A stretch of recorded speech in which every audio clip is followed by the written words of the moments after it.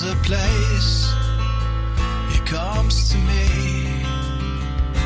Though I'm blind, He helps me see.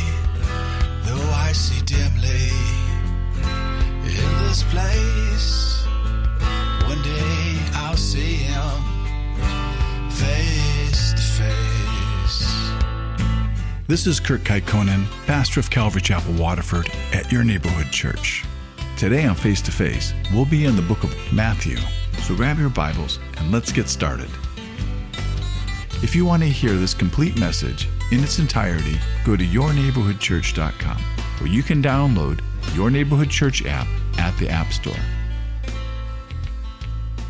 All right, so now they're going back to Galilee, and Jesus is talking again about being killed and about his resurrection. Now, this is the very first time that Jesus mentions that he's going to be betrayed. Now, it says again that the disciples, that they're sorrowful. But we know that they never really quite understand what Jesus is talking about, even though they're sorrowful, and Jesus is trying to prepare them.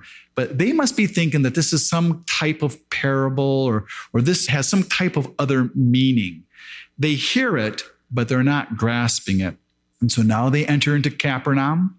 And this is the last time that we ever see Jesus and his disciples go into Capernaum. And then we're going to hear about these tax collectors that come to Peter. Now, this is only recorded in Matthew's gospel. And there's a good reason for that. Matthew was a tax collector, so he's interested in taxes. And they didn't come to Jesus. They came to Peter. And these weren't Roman tax collectors like Matthew was, but these were Jewish tax collectors, and they're receiving taxes for the repairs of the temple in Jerusalem. And so this tax, it originated back in Exodus 30, and it was a redemption tax. And it was only really to be collected once in a person's lifetime. And it was to be a half a shekel, and it was collected from every male that was over the age of 20 that was redeemed out of Egypt. And so that tax originated way before there was ever a temple. And it was during the beginning of the building of the tabernacle, which was that tent, which held the Ark of the Covenant. And then they took all that silver from that tax that they collected to make these sockets that would actually hold the poles that would hold the tent up. But in the last 1,400 years, they've modified that tax. And they actually ended up making it a yearly tax. But it wasn't commanded by Roman law, and it wasn't obligated by Jewish law, so it wasn't compulsory. They didn't have to pay it. It happened every time a year. It always happened in March. And basically, these tax collectors are coming to Peter, and they're saying, hey, your master Jesus, does he pay the temple tax? And so what they're saying, is he a good Jew? He's a good Jew, isn't he? And Peter, defending Jesus, being a good Jew, Peter tells them, oh, yes. And we don't know why Peter says yes. Maybe he had seen Jesus pay the tax on the other years, or maybe he just didn't want to say anything bad about Jesus. And Peter, he doesn't bring it up when he comes into the house. Jesus brings it up because Jesus knows what Peter said. And though we've seen Jesus in the past not really defend man-made laws or man-made traditions, Jesus starts to explain to Peter why he doesn't have to pay this tax. And first he says, because, do the king's sons have to pay? Well, Jesus is the king's son. Jesus is the Son of God. That's his Father's temple. And the second is, this is a redemption tax. Jesus, he doesn't need to be redeemed. In fact, Jesus is the payment for the redemption. And the Sadducees, they didn't believe in this law, and so they never paid this tax. And all the priests in the temple, they were exempt from this tax. So this was just another man-made law. But here, Jesus doesn't object to paying it because Jesus doesn't want to offend people when he doesn't need to offend people. And the word that Jesus uses here for offense is again that same word, scandalon. He doesn't want to make himself a stumbling block for people to come and to believe in him. And so what does this mean to us?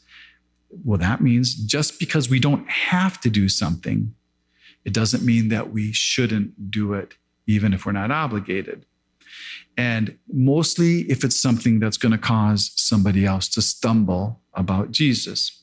And we'll see the Apostle Paul, he'll talk about these things in his letters about giving up our liberties to help a weaker brother, not to stumble them. And so Jesus, he tells Peter, who's a professional fisherman, and we've only seen Peter up to this time fish with nets, but he tells Peter to go out to catch one fish with a hook, and then to look in its mouth for a coin to pay both of their taxes. Jesus could have just as well told him, says, take your net out, catch a bunch of fish, sell them, and get enough money to pay this. But he doesn't do this. He doesn't need to. And he doesn't tell him to go get enough silver out of all the fish's mouths to pay for all the disciples' taxes. And one thing to realize here is that Jesus, he didn't even have a coin in his pocket enough to pay his own tax. Jesus, he was poor. And if you ever go to Galilee and you get onto one of their little boats, they'll take you across the Sea of Galilee. They take you to this place.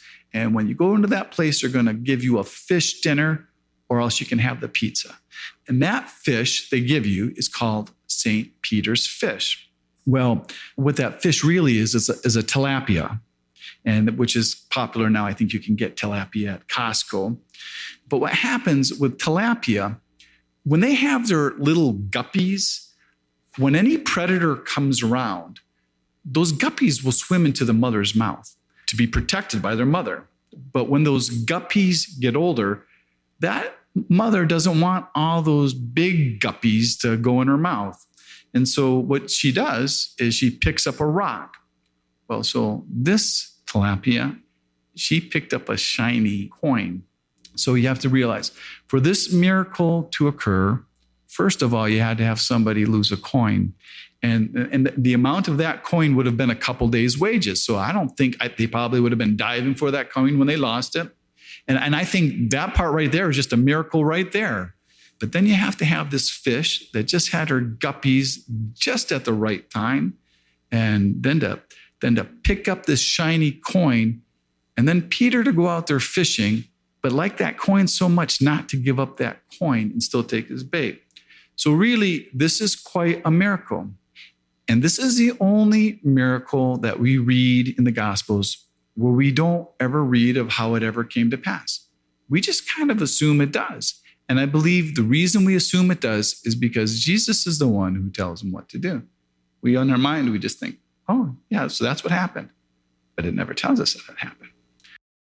So this is all around the same time as last week, and this is Jesus's last appearance in Capernaum. In Mark 9, we have a parallel passage where Jesus is just coming into the house, which was probably Peter's house.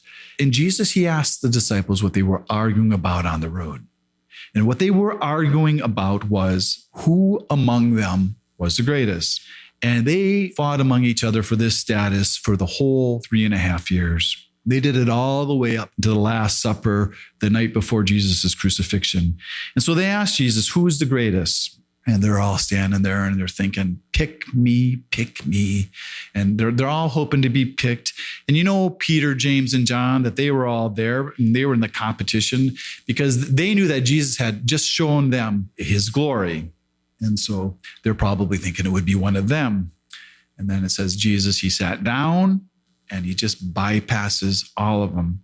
And he calls a little child to himself. And that little child was probably thinking to himself, I knew it. I knew I was the greatest. I knew it wasn't any of these clowns. And church tradition, they say that this child was Ignatius of Antioch, who was an early church martyr. But nobody knows for sure who that child was. And what this shows you is that little children, they liked Jesus, and that Jesus, he liked little children. And in the very next chapter, the disciples, they didn't share Jesus' same excitement about children, and they try to keep the children away from Jesus. But in the next chapter, Jesus insists to let the children come to him. And you have to realize that this is a period of history where a child was thought to have been like property. A child was just another responsibility. Children, they had no social status. They were the lowest of society, and they were seen and not heard, just like you heard when you're growing up. Children are to be seen and not heard. Well, they literally were seen and not heard. And the children at this time, they weren't spoiled children. And then Jesus tells his disciples that this is true greatness, what God sees in children. Because what God sees in children isn't what the world sees in them. God sees in children that they have a natural humility. They don't have to try to be humble. They are humble. And humility doesn't mean that you go around looking down on yourself or thinking too lowly of yourself. What it means is that you don't think of yourself at all and that you accept yourself as you are. And in humility, it also avoids the other extreme of pride, to look at yourself as being more than you really are. And children, they generally trust and they believe those who are in authority over them, and they don't have a problem of being dependent on them. They're not concerned with their status. Children are usually happy, and they're usually trying to make other people happy, and they mostly tell the truth. And when they're told to do something, they don't think, well, what's in it for me? And God, he sees all of these things as great attributes. He sees this as true greatness. And for adults to have these characteristics, they have to be converted. Because you see, the world hates the humble. They consider them to be losers. And Jesus is telling his disciples that unless they have this type of humility, that they won't enter the kingdom of heaven, that they have to be converted to become like children. And that's because as children grow, they lose this gift of humility. And so to regain it, they have to be converted again to be like children. And there is no way that Jesus is telling his disciples that they need to be childish. And in the Middle Eastern culture, children were disciplined. They were never encouraged to celebrate their childish impulses. And so Jesus here, he's saying that he loves these kind of people. He loves the humble, and that's because he's like them. Jesus, he's humble. And so if you were that last guy picked always on the baseball team, you have to realize that Jesus loves you, though the world doesn't. And so now Jesus, he's blending these two thoughts together. He's saying of being a child and about being converted to be a child of God. And that's what he calls one of these little ones who believes in me. And that's no matter the age of the person. And so us as Christians, as children of God, we are to be humble. And so that means we have to give up the ideas of our own self-reliance, and we have to give up our own self-confidence. And we need to become God-reliant and God-confident, because we're supposed to have this humility before God, because if you look at it, that really is the natural state of all of us. When you see yourself of who you truly are, and when you see God for who he truly is, and you make the comparison, you find out that we are less than nothing in comparison to God. You've been listening to Face to Face. Face to Face on this radio station has been provided by Your Neighborhood Church. If you want to help support Face to Face and put this program on other stations just like yours, you can contact us at yourneighborhoodchurch.com or write Your Neighborhood Church, P.O. Box 500, Romeo, Michigan 48065. There's a place he comes to me. Though I'm blind, he helps me see. Though I see dimly in this place, one day I'll see him face to face. Tune in again tomorrow at this same time as we continue to go through the Bible.